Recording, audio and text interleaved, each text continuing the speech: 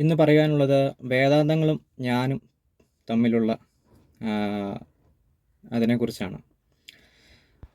അപ്പോൾ വേദാന്തങ്ങളുടെ ഒരു പ്രശ്നം എനിക്കനുഭവപ്പെട്ടത് ചുരുക്കി പെട്ടെന്നെടുത്ത് പറയുകയാണെങ്കിൽ, ഞാൻ ഭാവിയിൽ എൻ്റെ ഇഷ്ടത്തിന് ഒരു സിനിമ ചെയ്യണം എന്ന് ആഗ്രഹിച്ച് അതിനുള്ള പണി തുടങ്ങി കഴിഞ്ഞപ്പോഴത്തേനും ഈ വേദാന്തത്തിൻ്റെ ഡിഫക്ട്സുകളെല്ലാം എനിക്ക് മനസ്സിലാകാൻ തുടങ്ങി. അതെല്ലാം കൂടെ സംഗ്രഹിച്ച് ചുരുക്കി പറയുകയാണെങ്കിൽ, വേദാന്തം എന്ന് പറയുമ്പോഴത്തേനും ഏതെങ്കിലും ഒരു സെൻട്രൽ ആയിട്ടുള്ള വ്യക്തിയുടെ, അത് ചിലപ്പോൾ ജീവിച്ചിരിക്കുന്ന ഒന്നാകാം, അല്ലെങ്കിൽ ഒരിക്കൽ പോലും ഒരു സാങ്കല്പികമായ ഒന്നുമാകാം. അതിനെ നമസ്കരിച്ച് അതിൻ്റെ കാൽക്കൽ വീണ് അതിനെ താണു വണങ്ങി അതിൻ്റെ അടിമയായി ഇങ്ങനെ അത് തന്നെ എല്ലാ ദിവസവും പ്രാക്ടീസ് ചെയ്ത് ഇങ്ങനെ മുന്നോട്ട് പോകുന്നൊരു സെറ്റപ്പാണ് വേദാന്തത്തിൻ്റെ പൊതു സെറ്റപ്പ്. അപ്പം അത് അങ്ങനെ പോകുമ്പോൾ പ്രശ്നമില്ല. പക്ഷേ നമ്മൾ ഈ പുതിയ കാലഘട്ടത്തിൽ സമൂഹത്തിൽ എന്തെങ്കിലും ചെയ്യാൻ വേണ്ടിയിട്ട്, അതായത് കക്ഷി രാഷ്ട്രീയമല്ല, രാഷ്ട്രീയപരമായി എന്തെങ്കിലും ഒരു ഒരു രാഷ്ട്രീയ പ്രവർത്തനം, അതായത് സമൂഹത്തിന് വേണ്ടി ഒരു വ്യക്തി ചെയ്യുന്നത് അതൊരു രാഷ്ട്രീയ പ്രവർത്തനം തന്നെയാണ്. അതും കക്ഷി രാഷ്ട്രീയവും ഇതുമായിട്ട് കൂട്ടിക്കുഴയ്ക്കരുത്. അപ്പോൾ അങ്ങനെ ചെയ്യണം എന്ന് ആഗ്രഹിച്ച് അതിനുള്ള പണികൾ തുടങ്ങുമ്പോഴത്തേനും ഇതൊരു വിഷപ്രശ്നമായിട്ട് വരും. അപ്പോൾ നമ്മൾ ഈ വേദാന്തം ഇങ്ങനെ പ്രാക്ടീസ് ചെയ്തുകൊണ്ട് പോകുന്നത് കൊണ്ട് നമ്മുടെ ജീവിതത്തിൻ്റെ പ്രാക്ടിക്കൽ വശം വരുമ്പോഴത്തേനും നമ്മൾ പരിശീലിച്ച കാര്യത്തിൽ തന്നെ അങ്ങ് ആയിപ്പോവും.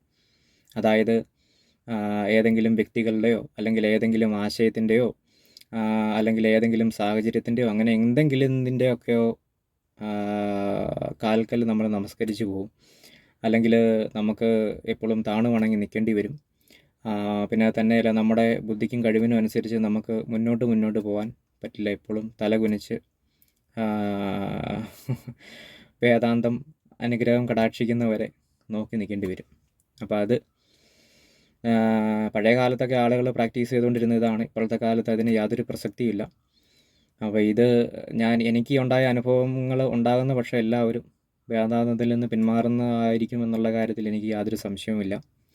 അപ്പോൾ ഞാൻ എൻ്റെ കാര്യം പറയുകയാണ്. അപ്പോൾ ഈ കാര്യങ്ങളൊക്കെ എനിക്ക് അനുഭവത്തിലൂടെ മനസ്സിലായി. അപ്പോൾ അതിനുശേഷമാണ് വേദാന്തത്തിൽ നിന്ന് ഞാൻ അകലുവാൻ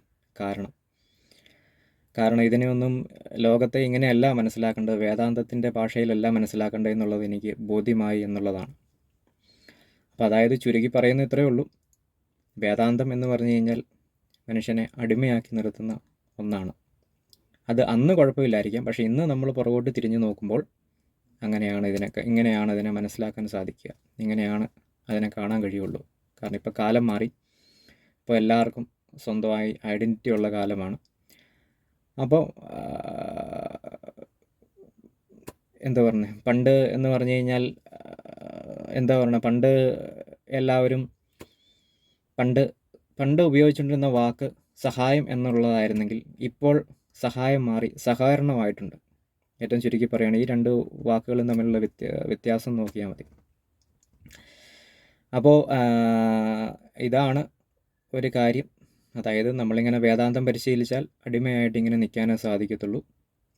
ഒരിക്കലും നമുക്ക് ഇന്നത്തെ കാലഘട്ടത്തിൽ തലയുയർത്തി നിൽക്കുവാനോ നമ്മുടെ കഴിവിനനുസരിച്ച് മുന്നോട്ട് പോകുവാനോ സാധിക്കത്തില്ല. കാരണം നമ്മുടെ അവസരം വരുന്നവരെ ഇങ്ങനെ കാത്തിരിക്കേണ്ടി വരും. വേദാന്തം പരിശീലിച്ചു കഴിഞ്ഞാൽ കാത്തിരിക്കുക മാത്രമല്ല, അത് തല ഉയർത്തി നിൽക്കാനും പറ്റത്തില്ല. തല കുനിച്ച് സാഷ്ടാംഗം വീണ് കിടക്കേണ്ടിയും വരും. Thank you.